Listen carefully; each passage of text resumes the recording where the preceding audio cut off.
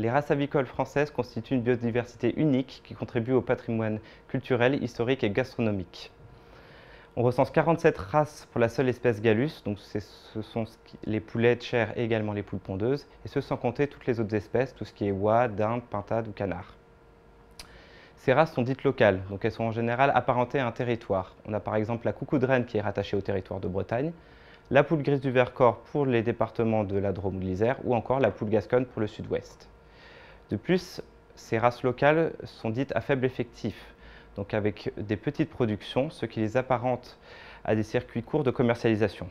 Enfin, il est important de savoir que toutes ces races sont menacées, à l'exception de la Bresse gauloise blanche, donc c'est la race qui est utilisée pour la production de l'AOP poulet de Bresse.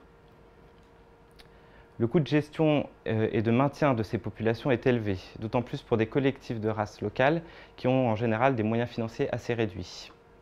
Donc pour pouvoir maintenir ces productions, les collectifs dépendent de subventions publiques qui sont aujourd'hui en régression.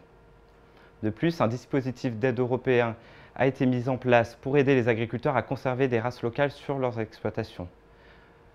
Ce dispositif qu'on appelle protection des races menacées concerne différentes espèces comme les bovins, les ovins, les caprins ou encore les porcins. Cependant, il n'a pas été transcrit en droit français pour les volailles et de ce fait, les collectifs de races avicoles ne peuvent prétendre à ces subventions. Par ailleurs, les différentes populations ne font pas l'objet d'une gestion génétique optimisée pour certains cas, notamment pour gérer les apparentements. Cela peut entraîner une évolution aléatoire de la consanguinité, d'autant plus qu'on est face à des effectifs qui sont faibles.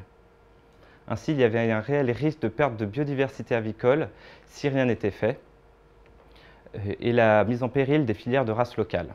Ainsi, on a mis en place le projet Biodiva en 2012. Ce projet a eu pour objectif de caractériser les races locales en termes d'organisation, mais également au niveau de leur diversité génétique. Cela a permis d'apporter des arguments pour la mise en place de 2 mesures d'aide spécifiques aux volailles. Donc, ce sont des forfaits financiers auxquels peuvent prétendre les collectifs qui œuvrent pour la gestion, la sauvegarde et la valorisation économique de ces races locales avicoles. De plus, les analyses génotypiques réalisées au cours de ce projet ont permis de mettre en évidence que chaque race était bien distincte par rapport aux autres. De ce fait, avait besoin de programmes génétiques adaptés.